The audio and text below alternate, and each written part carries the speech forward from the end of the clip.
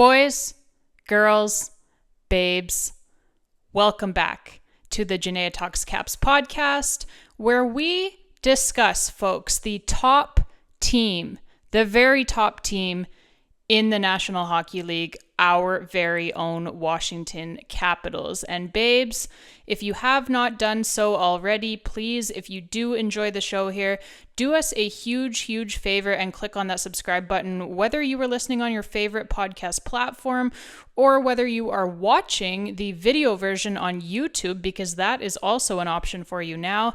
If you do enjoy the show, like I said, please click on that subscribe button for us. We have gotten a ton of new listeners recently, and many of you have clicked on that subscribe button as well. So I just wanted to give a quick shout out and thank you very much for that, as we do appreciate it very much. We love doing this show for you guys, discussing our favorite hockey team in the Capitals, who have obviously blessed us this season. Boy, have they ever, with so much great play to talk about. And so it is very exciting times here at Jenaya Talks Caps as we get ready to go down the stretch run here and into the Stanley Cup playoffs. And yeah, what more can I say, right? Like, I just hope that you all will be along here with us for this ride, a ride that hopefully does not end this season until sometime in the middle of June. We're hoping for that. And hey, I mean, it's looking like there might be a pretty decent chance of that happening with the way that the Caps have been playing all season long. Now, folks, with all of this being said, let's dive right into today's topic. And I should mention as well, just so you guys are aware, that this episode is being recorded before the Capitals have taken on the Winnipeg Jets on Tuesday night. So keep that in mind, as I might not get a chance to actually upload it, to actually post it up for you guys until after the game, maybe even the next morning, as just like all of you fine folks, I am a fan first. And so just like all of you, I do want to watch the game. I don't want to be glued to my computer uploading this thing and writing out metadata and all of that fun stuff. But this topic here, today's topic, is something that I have been wanting to talk about for a while, because I see so many of these analysts, these experts, right, in the mainstream media, who watch all of 2 Capitals games a year, it seems like, and they're wondering out loud, on air, quite disrespectfully, how this Capitals team is actually any good, right? Like, they're wondering this out loud on air all the time, musing about it amongst one another. Because, I mean, like, to be fair, I mean, we don't have any of the, like, 100-plus point guys, right? So perhaps that's why they're wondering that. But I mean, it gets on your nerves a little bit, right? Because, like I said, it is quite disrespectful at this point. I mean, we're like well past 3/4 of the way through this season, and the Caps have been doing this thing all season long. They've been playing this way all season long. So yeah, I mean, we don't have any of the 100-plus point guys, like I said. Of course, we do have one of the greatest players of all time in Alex Ovechkin, the greatest goal scorer of all time, soon to be officially. But he is 39 years old, of course. He's not in his prime anymore. Even if he is still absolutely incredible, even at 39 years of age. But yeah, I mean, like, we're not running out like a Nathan McKinnon, a Connor McDavid, these types of guys in their prime, right? So then how is it, folks, that we are so good? This is what I constantly see the mainstream media asking, wondering out loud on air, like I said, quite disrespectfully they do. So, you know what? I mean, I've got to be honest with you. It sometimes feels as if these, like I said, experts, for those of you not watching the video version, I am putting the word experts in air quotations, because yeah, I mean, self-proclaimed experts, I guess you could say, but like, it really seems like some of these folks have never seen, never heard of, or at least never played a team sport before. I mean, seriously, like, and I'm not saying that to be disrespectful to the people, you know, doing that job for a living, commenting on these games. I just don't get it. I just don't get how some of these people can so blatantly disregard the team aspect of this sport, and they're looking only for like one or two individual superstars that they seem to think you need to have in order for a team to be any good. And that's just simply not the case. So let's break it down for these people, right? Why not? Because there are about 23 reasons, give or take, why the Washington Capitals are so good this season. So let's educate those folks who are wondering, who have been wondering how the Capitals can possibly be so good. Let us here educate them, like I said, on why and on how, because there are about 23 reasons. And I say 23, obviously, because it is a 23-man roster, but you could even definitely say there's more than 23 reasons, because obviously, like, the coaching staff of this team is a huge, huge part of what this team is doing this season as well. So it extends even further than just the players. But yeah, I mean, like, if you look at this thing top to bottom, right, the Caps just have an embarrassment of riches in terms of depth all up and down their lineup and on their back end. And in their net, right? Like, it is at all positions. It is crazy depth that they have, and that's basically what it comes down to for this team. They're not a top-heavy team. Like I said, they are not a team where you can just shut down, 2 or 3 high-paid guys and then you've won yourself the game or the playoff series. They're not that type of team. Like, they've got guys who can put the puck in the net all up and down their lineup, like I said, at every single position, and they all play the same way, right? They all play the right way. They all play the way that the coaching staff wants them to play.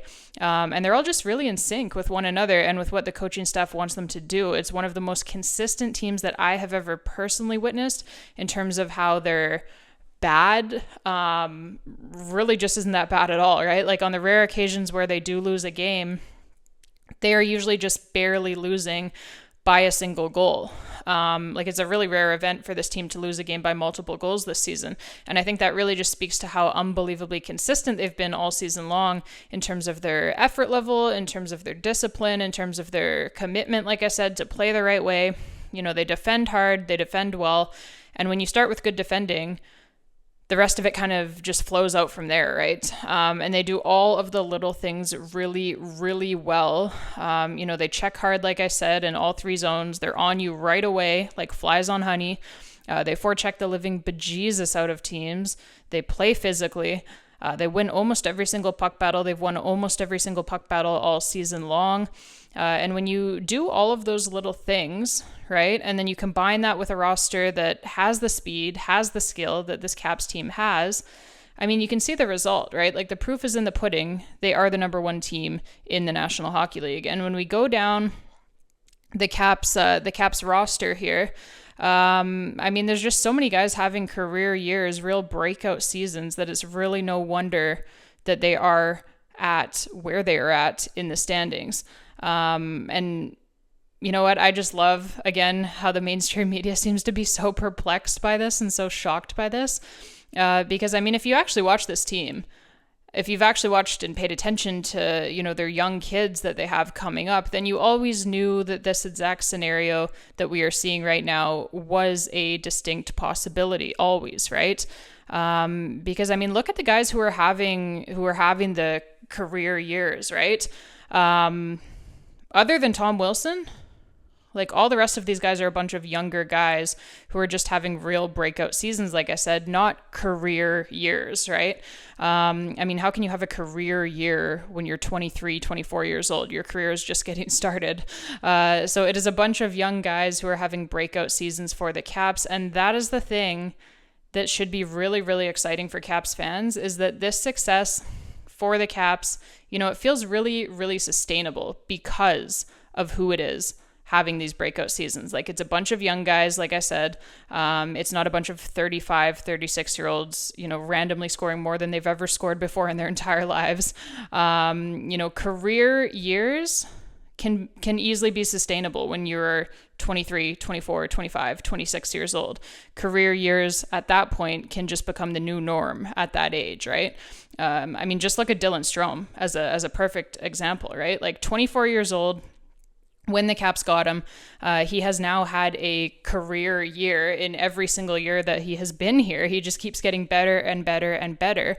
So, he's a perfect example. And so many guys just like him on this team. Like, this is a young team that is just going to keep getting better and better and better. These guys are all having what the media loves to, like I said, refer to as career years, because guess what? Many of them are just starting out in their careers. I mean, if you break this thing down here, like I'm gonna go down the list here with you guys right now. Let me just pull it up here, because we have so many guys, like I said, who are having those breakout seasons this year, right? So if we start, let's start at the top here with Dylan Strome. Like I said, career year yet again for him this year. He has been having, like I said, a career year every season so far that he has been with the Caps. He just keeps breaking over and over again his previous career highs. So he's doing it again this season. He just turned 28 years old, right? So he's still well on the good side of 30 there. Alexei Protas, wow, what an example he is. Obviously, he just turned 24 years old this season. He is having a major breakout season this season. 29 goals already on the season, 63 points. What a year this kid is having. And obviously, you guys know how I feel about Alexei Protas.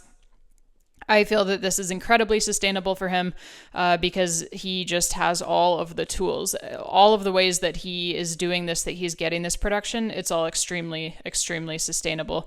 Obviously, he's got the huge frame. You know, he's a massive guy out there. He's got the skating. You know, he's got the speed. He's got the hands now. He's got the shot. He's got everything. Like, he's just worked so incredibly hard. Everybody says that about him, you know, his work ethic, it's like one of the best that anyone has ever seen. And he just works so hard at every facet of his game. He's really put it all together now. And his stats this season are showing it. 63 points already, like I said, in just 70 games. So he's almost a point per game player, almost got 30 goals already on the season. He is a NHL leading, by the way, plus 42. First in the National Hockey League, plus 42. So ridiculous season by Alexei Protas. Again, just turned 24 years old. Pierre-Luc Dubois, another great example. Well on his way to setting a career high in points as well. You know, he as well, plus 35 on the season. So just an incredible year by Pierre-Luc Dubois as well. And again, he's 26 years old, right? Like these are all young guys. Connor McMichael, obviously, that's an obvious guy to put on this list. Career year for him as well. He's already got 25 goals. He's already got 54 points.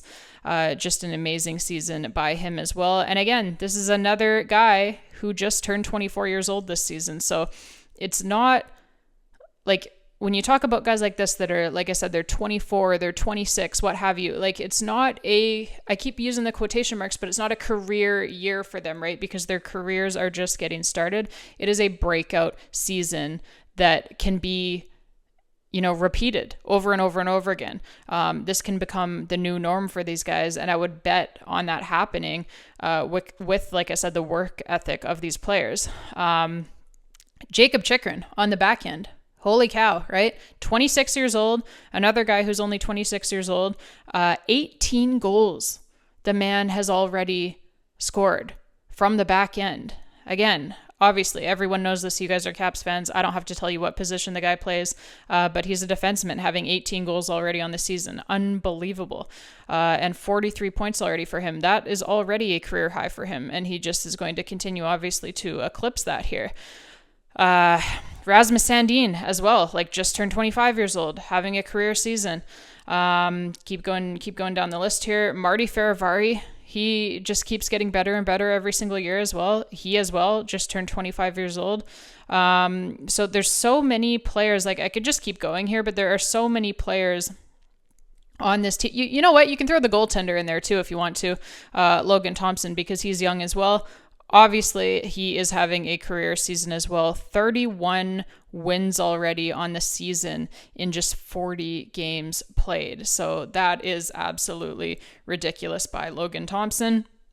So again, like all of these guys having, like I said, I'm not going to call them career years. anymore. I'm not going to subscribe to that because, like I said, it can't be a career year if you still have most of your career still left to play. You still have so much to show throughout your career. So breakout seasons, that is what we're calling them for these young players. And yeah, I mean, like Tom Wilson is really the only quote unquote old one on that list, right?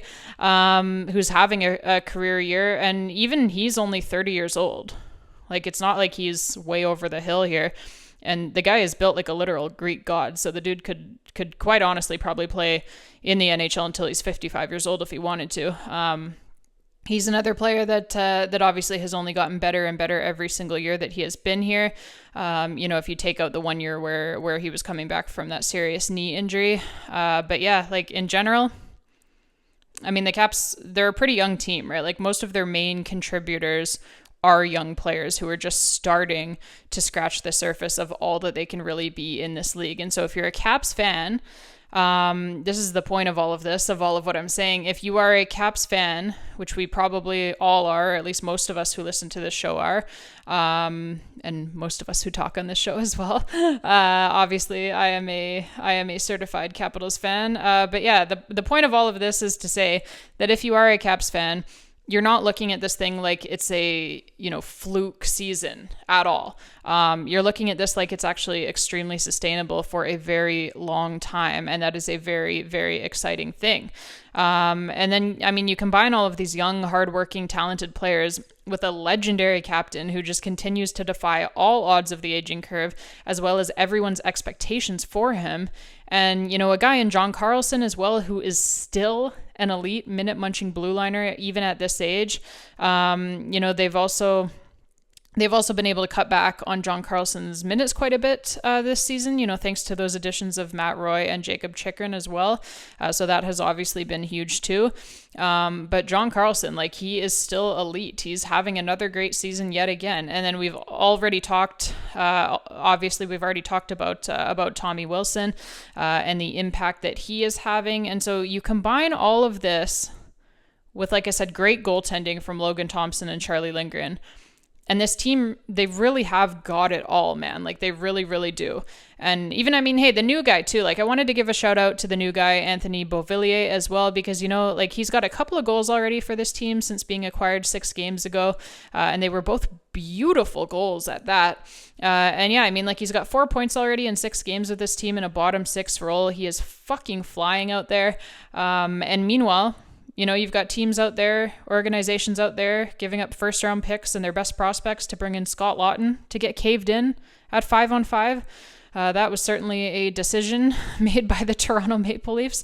So it really just seems like this team being the Caps, this organization, can do no wrong right now. Like, everything that they touch just turns to gold straight up, right?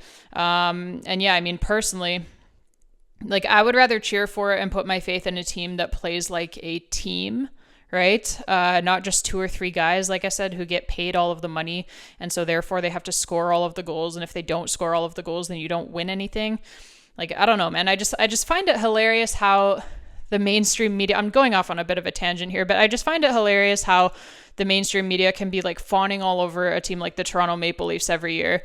They're a perfect example to use, especially, me being from up here in Canada.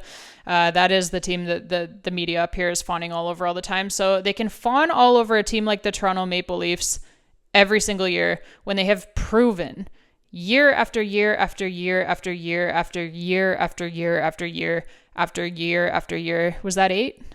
Should be 8, right? Since they 8 years in the playoffs now with Austin Matthews, Mitch Marner, etc. Anyways, they've proven year after year after year that their way of doing things does not work in the playoffs. And yet these same experts refuse to believe that maybe having a roster made up of 23 guys who all do the job the right way, that might be a better way of doing things and might actually have some success. They refuse to believe it. They refuse to acknowledge it. Like, how many goals does the $13.25 million per season empty net tap-in artist even have for the Maple Leafs this season anyway? And I mean, the guy is missing do or die playoff games for a tummy ache, for Christ's sake. Like, come on. I'm just saying, like, give me Pierre-Luc Dubois and Alexei Protas and Connor McMichael. Give me all three of them for that $13 million and change instead. Like 100 times out of 100, give me all three of them for that money rather than Austin Matthews. Like 72 goals and 178 points between the three of those guys this season. And all three of them bust their ass every shift and play great defense as well. Like they're a combined plus 104 this season, largely playing against the opposition's top lines every night. Like, do Leafs fans really want to argue that it's better to have Austin Matthews and his 26 goals and his even plus minus rating, for $13.25 million per season? Like, how does that make any sense when you break it down like that? Like, you can have these three guys or you can have this one guy, and this one guy has 26 goals and an even plus minus rating. Like, I just don't get. And how does he do in the playoffs, by the way? Riddle me that, right? We could do this all night, by the way, like pointing out combinations of three or more Capitals players who make the same or less than Austin Matthews against the salary cap and comparing the stats. And trust me, it's not pretty for Leafs fans. And this is exactly why I would rather have a team. That was the point of what I was saying. I would rather have a team than one or two or three or four guys who make all of the money and then get you exactly nowhere every year in the playoffs. That's all I'm saying, right? And it needed to be said, like I said, because the media is always knob-gobbling the Leafs, who have achieved exactly nothing, while giving exactly zero respect to teams like the Caps, who do it as a group and do it as a team, right? Like, it's a team sport. Hockey, it's a team sport. It always will be. Some of these analysts need to be reminded of that, I think. All right, babes. You know, I have more than a few Leafs fans in my life, so I've always got to throw a few little shots in there every now and again. It's good for the soul, that's for sure.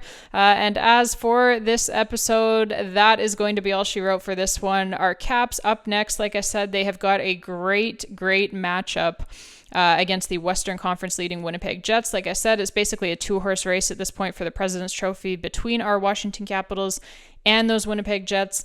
So this should be an interesting game, a great matchup, like I said. And the last game between these two teams was amazing.